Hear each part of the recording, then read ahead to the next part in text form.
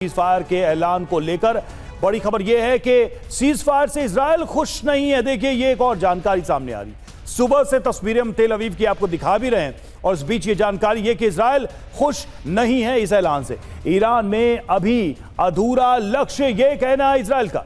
Iran में अधूरे लक्ष्य से इजराइल नाराज है। इजरायली मीडिया के हवाले से ये खबर सामने आ रही है।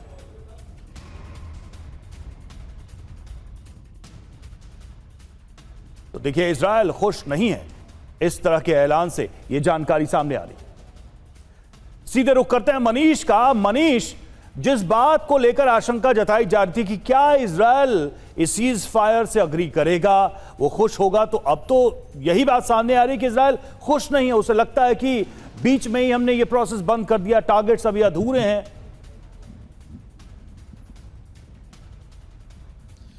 जी हाँ, बिल्कुल। इस वक्त जो खबर आ रही है उसके मुताबिक यह है कि अमेरिकी राष्ट्रपति डोनाल्ड ट्रंप की तरफ से सीज फायर का ऐलान तो कर ही दिया गया है, लेकिन इससे इजराइल के प्रधानमंत्री बेंजामिन नेतन्याहू और इजराइल की सरकार खुश नहीं है, सहमत नहीं है। लेकिन तब है कि क्या कर सकते हैं, क्योंकि इस युद्ध का नेतृत्व तो अमेरिका कर रहा था और ट्रंप ने ये कहा था कि अगर मैंने युद्ध विराम कर दिया तो इजराइल भी उस बात को मानेगा। तो ऐसा नहीं है कि इजराइल बगावत अभी करेगा, इजराइल अमेरिका को छोड़कर अकेला ईरान के साथ जंग करेगा, क्योंकि तब ऐसी स्थिति में जो है सो फिर ईरान और इजराइल के बीच सीधी जंग की नौबत आएगी और वो ट्रंप को या अमेरिका को अलग करके लड़ाई लड़ना नहीं चाहेगा।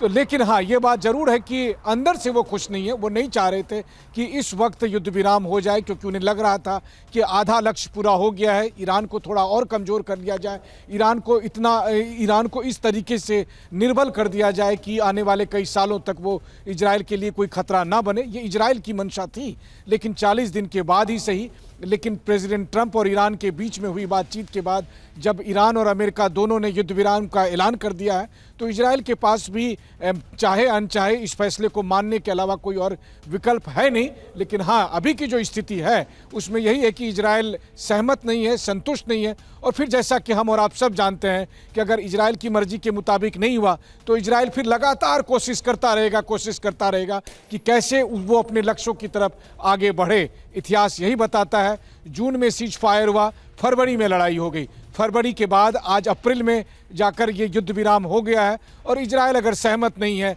तो आने वाले समय में क्या होगा इसका अंदाज़ा हम, आप और हमारे दर्शक सभी लगा ही सकते हैं।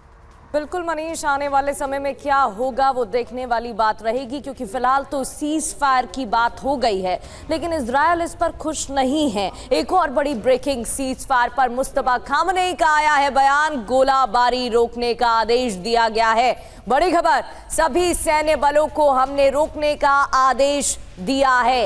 एक बात ईरान ने स्पष्ट यहां पर कर दी है कि हम तैयार हैं, रेडी है, अगर दुश्मन की तरफ से हमला किया गया तो हम तैयार हैं। बड़ी खबर ये कि मुस्तफा खामनेई का बयान सीज फायर को लेकर सामने आ गया है और कहा गया है कि गोलाबारी रोकने का आदेश दिया गया है।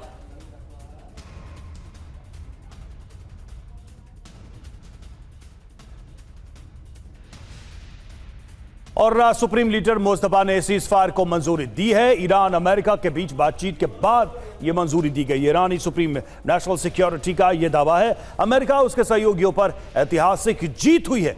सीज फायर को लेकर न्यूयॉर्क टाइम्स का दावा, यूएस ने सैद्धांतिक रूप से 10 सूत्रीय योजना पर सहमति जताई है, यह ईरान की तरफ से कहा गया है।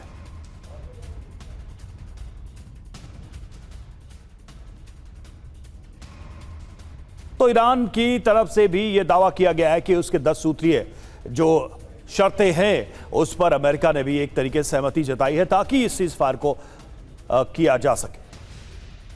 और बात इस वक्त की एक और बड़ी खबर की करते हैं। हॉर्मुज स्ट्रेट को लेकर बड़ी खबर है। हॉर्मुज पर ईरान और ओमान का कब्जा रहेगा। 2 हफ्ते तक ईरान ओमान का कब्जा रहेगा। सीज फायर के दौरान ईरान ओमान का नियंत्रण रहने वाला है। हालांकि यहां से शिप्स को गुजरने दिया जाएगा, लेकिन ईरान और ओमान का कब्जा रहेगा। 2 हफ्ते तक ईरान और ओमान का ही नियंत्रण रहने वाला है। तो सीज फायर की खबर आई, जिसके बाद राहत इजरायली जनता, ईरानी जनता को। लेकिन इजरायल खुश नहीं है। क्या बेंजामिन नेतन्याहू की तरफ से कोई बयान सामने आएगा, वो देखने वाली बात रहेगी। बड़ी खबर यह है, स्ट्रेट ऑफ हॉर्मुज जिसको लेकर लगातार बात हो रही थी, अमेरिकी राष्ट्रपति का प्रमुख ऑब्जेक्टिव भी रहा। हॉर्मुज स्ट्रेट को लेकर इस वक्त की बड़ी खबर है कि यहां पर ईरान और ओमान का नियंत्रण होगा। और देखिए, सीज़फायर पर ईरान के विदेश मंत्री अरागची का जवाब आया है, यूएस हमला नहीं करेगा तो हम भी नहीं करेंगे। 2 हफ्ते के लिए हॉर्मुज खोलना संभव है। सेना से बातचीत के बाद हॉर्मुज खोल सकते हैं, ये अरागची ने कहा है।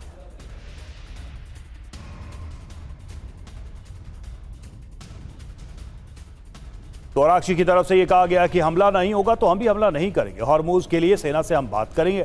हॉर्मुज को लेकर एक बातचीत की स्थिति बनती दिखाई दे रही है। इस बयान का मतलब यही नजर आ रहा है।